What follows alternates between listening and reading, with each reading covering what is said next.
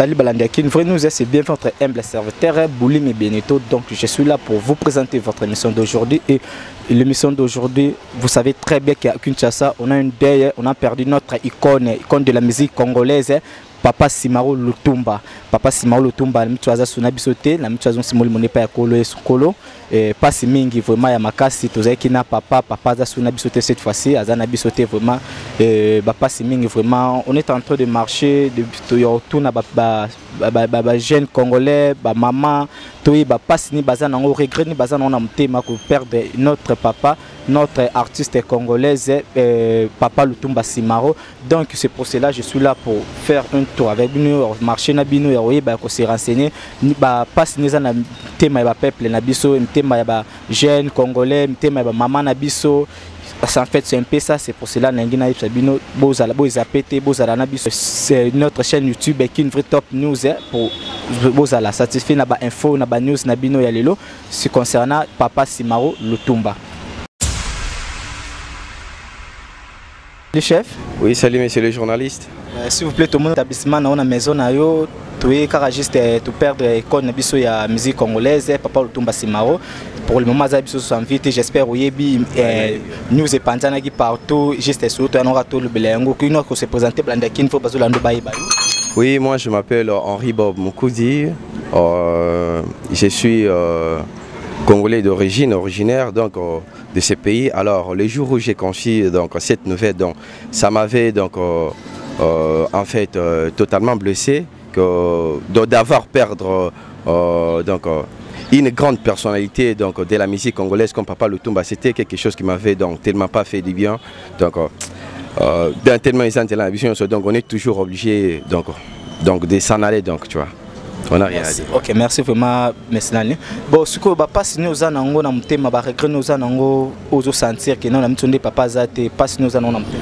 Oui, d'ailleurs, pour moi, Papa Lutumba, c'est une grande personnalité. C'est quelqu'un là qui a fait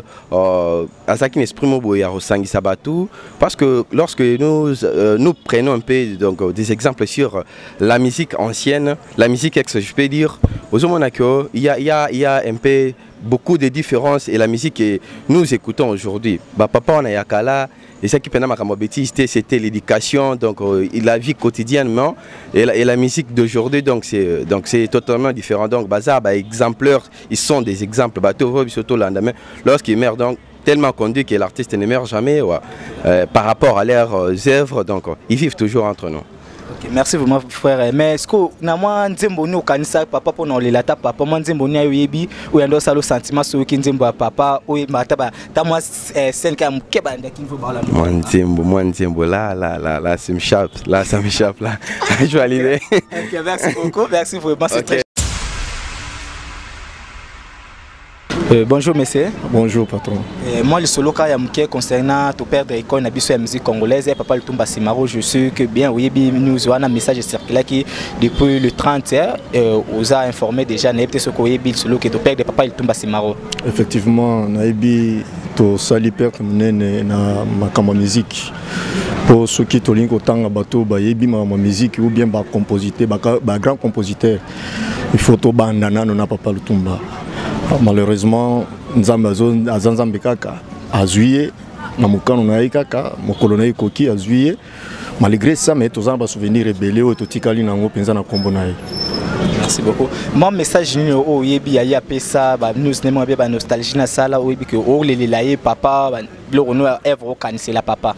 Bon papa azam tumoko ko le la makasi pe kanisa mingi po d'abord hymne national na biso to yemba na mboko. Il y a un composant hasard parmi les compositeurs l'hymne national. Alors à part ça à sali moi makambo belé à sungi ba musicien belé musicien muso ba cause na talent mais touche pena ko composer boya ebité à cause na mungongo bien mais pour ko composer moko azoko kate. Alors grâce na penza a sauver ba musicien belé ba artiste belé pe na Congo. Est-ce que moi extrait ya nzembo za nango okanisa papa yimba balanda kinvre bazolando bayoka? OK, nazana extrait pour mutuneti na kozanga iloko moko te ya souvenir kati nga lokola oyo apesa ndeko na biso Madilu system oyo zalaki na titre ya Obenit ezalaki donc bon mama ina yo ya miso okolela masumu na yo. Toujours avancé car tout le monde fait frère bonjour. Bonjour papa. Tout le monde a l'air de travail na olimbisa pour na dérangement tout ça na news ya repartager sango ya ma tout ça na Kinshasa boyebi très bien que to perdre icône ya musique congolaise na biso Papa Lutumba Simaro azana biso société j'espère oyebi pe oza na nouvelle one oyebi yango déjà na yebi te soki moi le loboza nango pour na ko perdre pour na passe tout ça na mtema ozanga Papa Lutumba Simaro. Bon, avec tout le respect, dans le chapeau pour Anaza, icône vraiment musique. Papa Lutumba, Aza Papa Moko a marqué vraiment Tanae, Amakas, Nakata Mboka, Aza Mutumoko a sali et belé la musique congolaise, tout comme Tokolo Bara congolaise, team Afrique.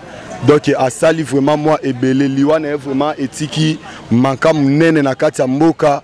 Voire même dans le gouvernement, surtout les artistes et musiciens qui ont travaillé dans bango. Vraiment, et ça ne pas si koyoka sangwana.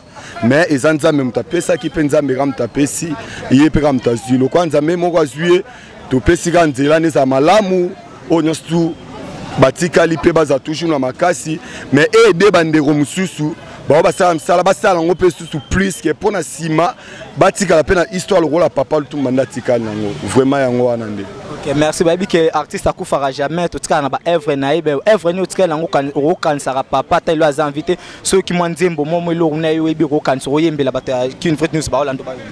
Bon ba œuvre papa za vraiment ebelé ba œuvre ebelé abeta banzemo musu apesa ba ndeko Carlito musu bandeko Madilu banzemo ebelé na ebité mais moi mémoire ko kima me banzemo ebelé neti ba. Tara la voix maté mais kaka moi son neti nzembo apesa ndeko Carlito donc nzembo échappara mais na lingango moi makasi nzembo msa pesa ndeko Madilu mais échappara mais asala quand même moi ma musique a bien. C'est pas grave, merci vraiment, merci Nakei Nayo. Bonjour. Bonjour papa. Moi la présentation na balande qui venus balando baïba. Comment nanga maman Judith. Maman Judith Seko. Maman Judith, j'espère oui bisango tout ça na Congo Kinshasa to perdre vraiment grand baoba na biso artiste mnene papa na biso Simaro Lutumba biso soit invité sango panzana déjà j'espère oui bi est-ce que va passer nous ça en tant que maman ya Kinshasa passe nous ça na pona passe Simaro Lutumba ya liwana. En tout cas, sangwana tam na yoka kiango epesa kinga passe na mutema. Po aza papa moko to vani na mingi na lingwala. Po nga aza mona lingwala ya vani na isange nga aza ki na kitega. To vani na papa na zangi mala sangwana epesa biso passe po aza papa moko donc aza icône de la musique congolaise. Donc a composé ebele banzembo ebele pe banzembo ngo ezaki éducatif makasi e banaki pe ko sepelisa mitema ya bato ya wana tozana passe makasi. J'espère que l'artiste ne meurt jamais tout cas ba œuvre ni ba chanson na banzembo de ça soit souvenir au kansa papa mais tant que yo maman moi nzembo ni ta souvenir à papa ko yimba pona au kansa ta papa. Bon nzembo na ye moko ayemba bomba mai na yo ya misoe okolela masumu na yo na boy mai na boy tuge yango. Bonjour chef. Oui bonjour papa. Tu es tout le monde na kati ya moto na yo tu es à pause so ya ni no vandi na yo moi nous tous en ngo ya passe ya ma tous en va na mboka na biso RD Congo oui très bien to perdre icône na biso musique congolaise Papa Lutumba Simaro azana biso soit invité à Kufaki news de Panzana qui depuis déjà 4 jours 5 jours déjà boé j'espère oui déjà na peut moi le bani oui bi roloba passe nous ça na mtema kozanga Papa Lutumba Simaro. Bon passe nazana ngona motema eza que d'abord c'est un père de famille Oyoto Bungisi et de deux Aza modèle parmi les musiciens de Congo. Père son âme. Lutumba Simaro Aza Mutu Oya Yemi musique Oya Zak Afinga ki batu na musique na yete. Donc musique na ye abeteli yango na rythme Oya Zak ezala ki conseil pour na biso ba congolais pour na monde mubimba ba o bazala na musique na ye. mais tokosala nini ezamba kama nzambe nzambe asalaki biso batu betape ebele tokobotama tongulumi totelemi tokufi donc ezali bongo na koloba na ndenge mokuse. Bon, mais pas si nous sentir que ndenge azana sote pas si nous yokana mtema ndenge azana sote kokufa na ye. Bon, pas c'est ça que d'abord to perdre l'élément munene. Na ebité est-ce que ba musicien na biso batikali bako mériter oyo biloko ya za ko mériter wana. C'est ça le gros de problème. Parce que koyoka bande ko na biso ba musicien o batikali bayemba na bango ba sepelisa na bango biso. Conseil lokola ba musique à papa ready ya misi abeta eza modèle mais il y avait le tout vraiment tozangi tozana passe makasi. Tokosenga na ba oyo batikali que ba kolisa pe mouvement ba komisa biso na niveau vieux le tout masimaraza o komisa biso. OK, merci vraiment. Est-ce que vous avez une nostalgie ba nzembo ne ba artiste akufa te ba œuvre de tikalaka. Œuvre ne chani vous avez ngo yebi okanisa papa Simon Tumbo yimba balanda kin news ba lando ba yoka pe passe na bon moi banzembo na yo ngana ko yemba o ngana yebi eza moi banzembo yo faire sala d'interprétation. Hein? Moi banzembo net ya nini makamu ezali minene hein? Moi banzembo wana donc et ça la biso moi passe. Bonjour maman. Bonjour papa. Tout le monde nous a un établissement normalement présentation time keno bande qui venu se voir lando baïba. Nga maman Ida na sala la PMI. Maman Ida, j'espère que oui que ça va matoza na ngona mboka nso kintia ça ko perdre grand baoba papa Lutumba Simaraza se soit invité tant que maman tant que ba basi ya Congo parce que nous allons mtema ko perdre baoba le roi papa Simon Lutumba. Nga bona na souci makasi po papa na bande ko yimba banzemo ko bande ko composer banzemo ko zaki éducative ming papa on a ba jeune lelo.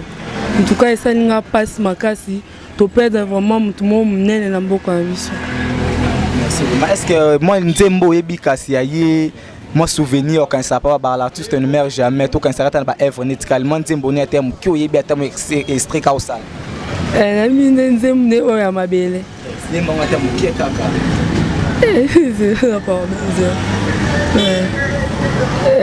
en tout cas koyemba mabo na kokati Bandeko na biso bazo kaka baloba ndeko bonjour. Bonjour famille. Koki na ko se présenter d'abord balanda kin venu bazo ndo ba. Ouais, kombo langai Smalto Makanda na fani na Lemba Lunguvu numéro 10. OK, merci ndeko na biso. J'espère oui bisango ya matoza na Congo Kinshasa na biso tout comme na Afrique mobimba. Ko perdre baoba na biso icône ya musique congolaise na biso pas Lutumba Simaraza na biso soit invité et tant que congolais passe nous allons mtema au perdre baoba lokola papa Lutumba Simaraza. Oui, ça vraiment choc moko grave. Un choc moko grave parce que asa icône na mboka na biso ya na musique ya biso ba congolais. Vraiment et choqué biso tout.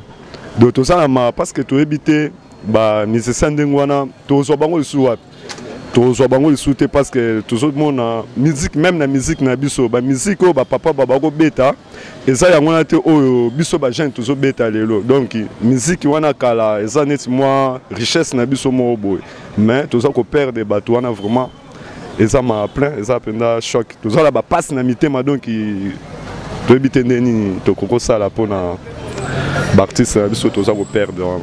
Malheureusement baloba que l'artiste ne meurt jamais tout cas na ba œuvre ne ba chanson na ye. Ndeti soki ovandi omona nda côté cassette na yo ozolanda mo nzembo yo kanisa papa. Ndeti ndembo ne papa oyebi ko kanisa kaye à travers balanda kin venus ba olando ba kata mo songa mkemo vocal au sala monte. Oui, ba nzembo ne vraiment mingi parce que na bako sepela mingi koyoka nde banzembo na bango parce que banzembo na bango nde zali na ba conseil ezape na ba soko zulanda maloba ozoka kilo na mwa 100 nzembo par rapport ya banzembo ya lelo banzembo ne vraiment mingi na bako yembe zali na wa ndambo ya nzembo ka so yebata. Oui, na o eza suko na mutu madilo ayemba.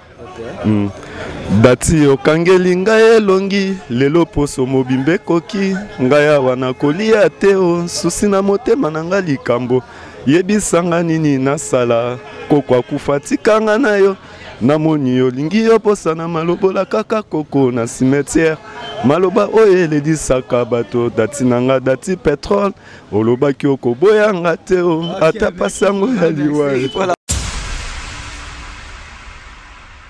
Bonjour monsieur. Bonjour. Juste pour nous partager Sangwa Maratosa Nango, j'espère que tu perdre Papa Simaro Lutumba, icône de la musique congolaise, nous bien invité. J'espère que Sangwa Panzana qui aux a concernant souci nous a nango passe nous a un message nous partager pour nous ndakin Baolando concernant loi ya Papa Lutumba Simaro. Ah ouais, en tout cas penza liwa Papa Lutumba et ça là biso passe mingi biso ba congolais nyonso, ça surtout Baptiste congolais.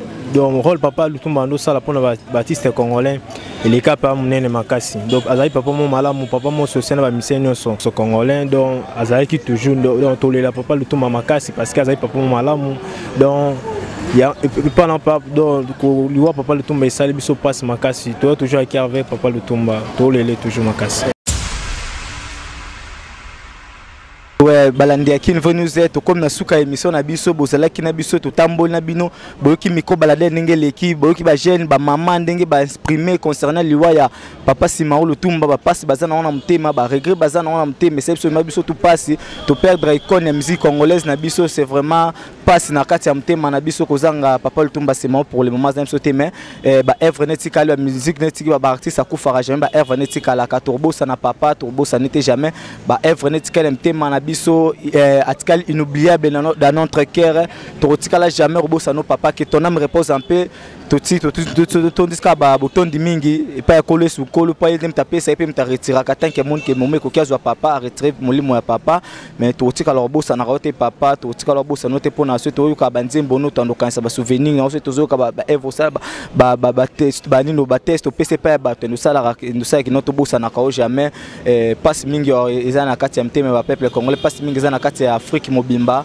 kozanga Papa Lutumba Simaro les son absolu invité to comme na suka to ces émissions na biso bomonde to tambola qui vraiment moi ba salutation na surtout na opesa trop pas ser pasimbo munene coordonnatrice moko ya bien moi ça la biso tozala et sans oublier encore Papa Pedo na kati ya Londres Papa Pedo sans oublier toi aussi ba salutation na yo et ba maman Nzambe malamu bino bosa bona ka na site internet pour toi tozana ba vie mingi ba salutation na bino maman Nzambe malamu et sans oublier encore maman Charlotte na kati ya Londres na Bristol maman Charlotte yo pe ba salutation na maman et je salue base na ngamba qui une vraie news Figonega Chinek Zabaleta et je salue encore Sephora Kipolo mon ami à moi Dani Kimba Dani Kaniki baza vraiment belé pour nous saluer bango ba salutation bango ekokate les 15 ans qu'ils ont pas yo kangabiso vraiment même si nous avons cette scène et sans oublier encore mon vieux que j'aime beaucoup mon vieux Jacques Enza ouais et le cœur de maman Tanuré mariage à vous mon vieux bah salutation à nous vraiment